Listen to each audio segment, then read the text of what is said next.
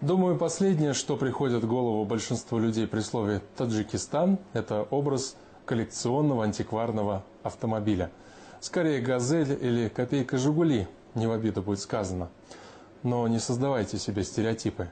Они на то и созданы, чтобы их ломать. В республике много настоящих ценителей, фанатов ретро-автомобилей. В поисках какого-нибудь грузовика военного времени или Кадиллака, выпущенного ограниченным тиражом в 50-х, они ездят по дальним весям и кишлакам.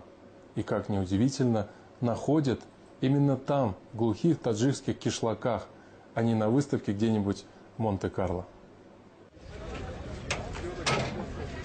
Не все вещи с годами дешевеют. На этом поле таджикские коллекционеры выставили старые автомобили. Они имеют свою цену, историю и личную характеристику. Это первая такая выставка для Таджикистана.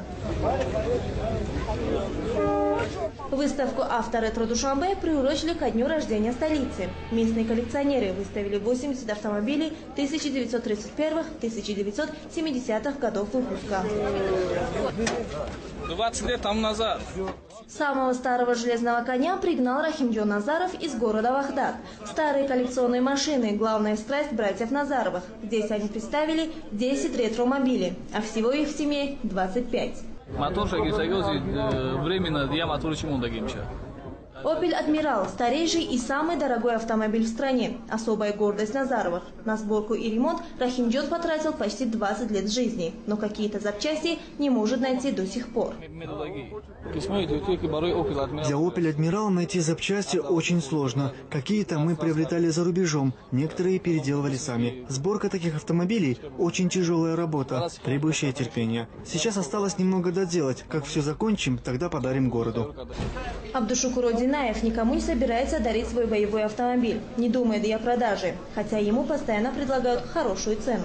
Это бронированный автомобиль. На нем в советское время ездили только первые лица республики.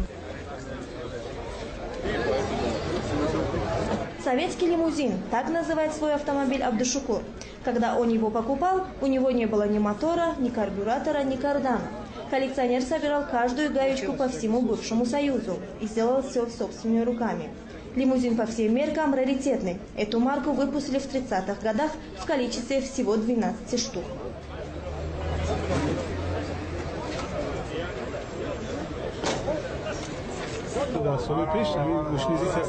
В прежние годы такие марки ЗИЛ-301 изготавливались только для правительственных лиц. Когда они выходили из эксплуатации, то их читировали и сдавали на металлолом. Я не знаю, как эта машина уцелела. К счастью, она попала ко мне. Такие машины выпускались по спецзаказу. Вот этих лимузинов было всего 12.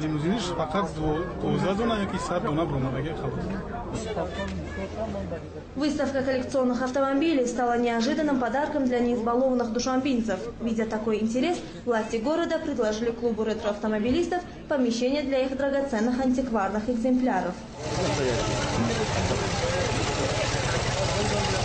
Антикварными автомобилями в Таджикистане владеют и министры, и простые смертные. Это особая национальная любовь.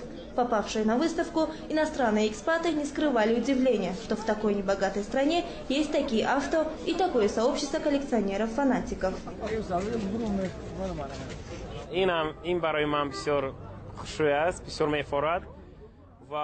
Я уже долгое время нахожусь в Таджикистане, и мне даже не верится, что здесь есть столько прекрасных антикварных автомобилей.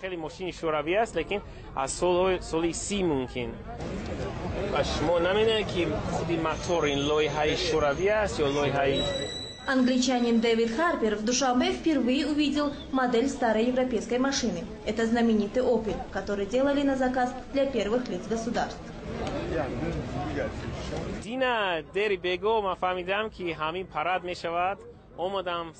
Я узнал, что состоится фестиваль-выставка, и с раннего утра стоял и ждал открытия. Лично для меня это очень интересно, потому что на выставке представлены очень старинные автомобили. Я, честно говоря, удивлен, что такие машины попали в Душанбе, и как они хорошо сохранились. Некоторые из них так шикарно отремонтированы, что, глядя на них, вспоминаешь былые времена.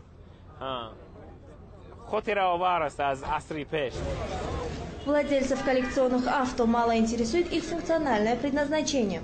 В данном случае машина как раз роскошь. Для них важнее возраст и история. Автомобиль Рустамбека Рауфова привлек всеобщее внимание именно своей историей.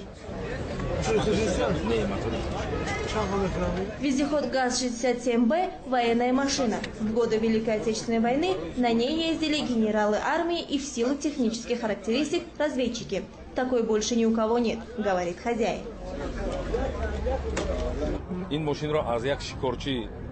Этот автомобиль 1941 года производства. Я купил его у русского мужчины, дяди Саши из Шахритовского района. Машина была в ветхом состоянии. Я покрасил ее в заводской цвет, а запчасти купил за границей.